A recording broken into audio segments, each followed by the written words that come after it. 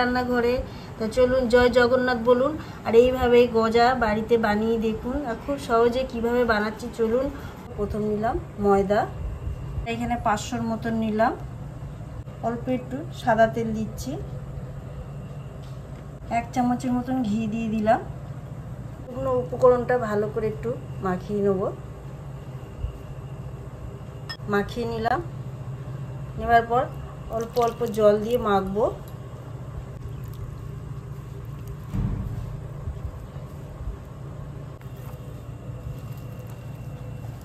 দেখো মাখা হয়ে গেছে, আমি এবার এটা ঢাকনা দিয়ে রেখে দেবো।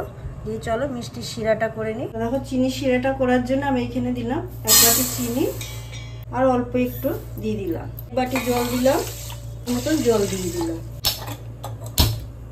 জলটা ফুটছে, আমি এখানে 3টে এলাচ ফেলে দিলাম। কিভাবে দেখো তার তার বোঝা যাবে তা দেখাচ্ছি আমি। কি করে একটুখানি নিয়েছি, নিয়ে দেখাচ্ছি কি ধরনের তার মতন হয়েছে। জিনিসটা বোঝা যাচ্ছে যেটা হয়ে গেছে পুরো শিরাটা। তা শিরাটা তৈরি হয়ে গেছে, এবার ডোটার দিকে আসছি। দেখো আর একটু মেখে নেব।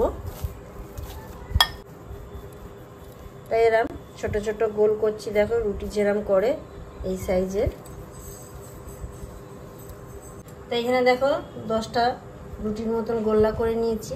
এবার আমি বেলবো, আটা দিয়ে দেবো, দিয়ে যেরকম রুটি বেলে এরকম রুটি বেলবো।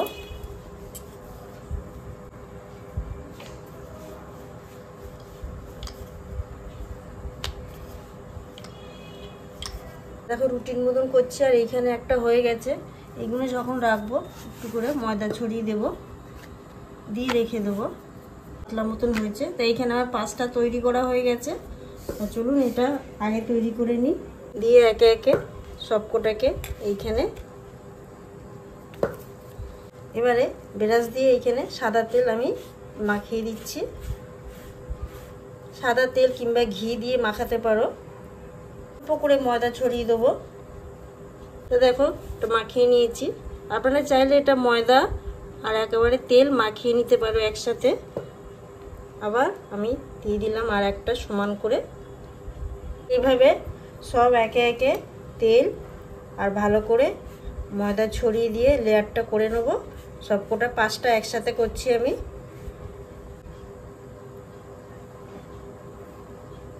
চারটে দিয়ে দিয়েছি, এটা নিয়ে 5টা।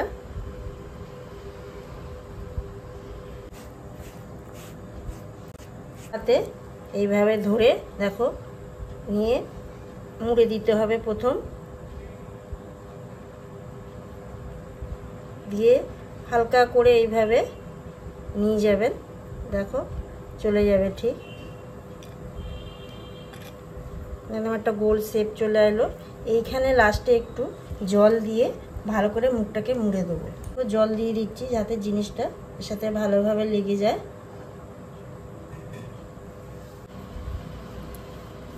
দিয়ে এইভাবে একটু ঠিক করে সমান করতে হবে, হালকা হাতে, একদম কোনো চাপ নয়, কিছু নয়।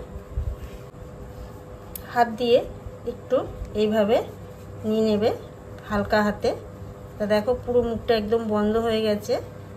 প্রথম দেখো দু সাইডে টেবড়া খাবড়া হয়ে আছে, এটাকে কেটে নিয়ে নেব।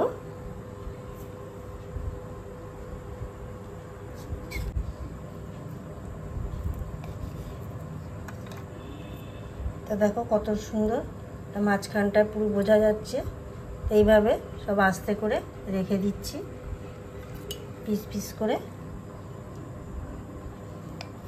সব তৈরি হয়ে গেছে দেখো এইখানে। এবারে হালকা হাতে আবার একটা একটা করে নিয়ে বেলছি। প্রথম একটু ময়দা ছড়িয়ে দিয়ে হালকা হাতে ভালো করে, মাঝখানটায় চাপ দেবো না, দিলে দুই দিকে চাপ দেবো, হালকা করে মাঝখানটায় চাপ দিতে হবে। দিয়ে এইভাবে এবারে হালকা করে বেলুনিটাকে করব। দেখো কিভাবে বেলছি দেখাচ্ছি আমি। ছোট করে দুটো আঙ্গুল দিয়ে এইভাবে হালকা করে চেপে নিয়ে এইভাবে দুদিকে চেপে, যেন দেখো মাঝখানটা কিন্তু ফাঁকা রয়েছে, মাঝখানটা বেশি চাপ দেব না, দুই দিকে হালকা হাতে এইভাবে চাপ দিয়ে তারপর উপর দিয়ে একবার ভালো করে গড়িয়ে নিয়ে যাব। কিরকম হয়েছে দেখো বেলাটা, বোঝা যাচ্ছে সবগুলো হয়ে গেছে। এটা দেখাচ্ছি, বেলাটা দেখো দুটো আঙ্গুল দিয়ে এইভাবে হালকা করে চেপে দেবে, দিয়ে দুই দিকে, এই দিকটা বেশি একটু, মাঝখানটা একদম একটু উঁচু থাকবে, বারবার বলে দিচ্ছি দেখো। তারপরে এরকম দুধ হাত দিয়ে দেখো মাঝখানটা ঠিক কিন্তু উঁচু আছে।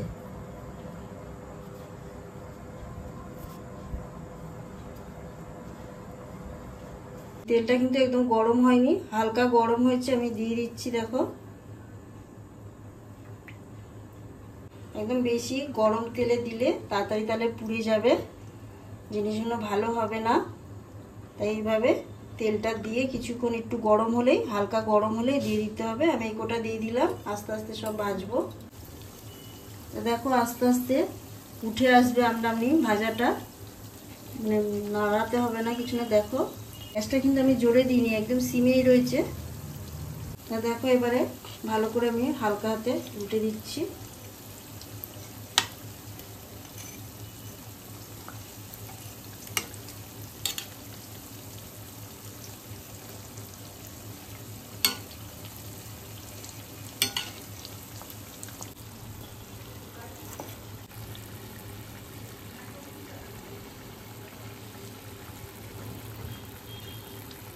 হয়ে গেছে, এবার আমি তুলে নিচ্ছি। আর শিরাটা ওইদিকে একটু হালকা গরম করে নিয়েছি, তেলটা ঝরছে, আমি এইগুলো ততক্ষণ দিয়ে দিচ্ছি।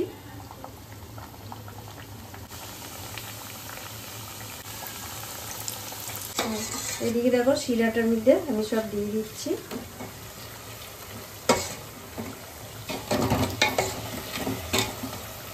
নাড়াচাড়া করেই তুলে নেব, বেশিক্ষণ রাখবো না। তো ওইভাবেই একদম উল্টে পাল্টে দিয়ে লাল লাল করে ভেজে নেব। আর ওগুলো শিরার থেকে দিয়ে আমি সঙ্গে সঙ্গে তুলে নিয়েছি। দেখো এইভাবে সব লাল লাল হয়ে গেছে, এবার আমি তুলে নিচ্ছি। এই শিরার মধ্যে সব ফেলে দিচ্ছি গরম অবস্থা।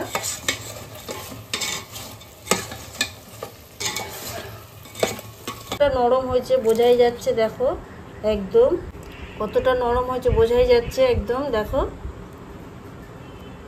যদি ভালো লাগে অবশ্যই চ্যানেলটাকে সাবস্ক্রাইব করবে, লাইক করবে, কমেন্ট করতে ভুলবেন না।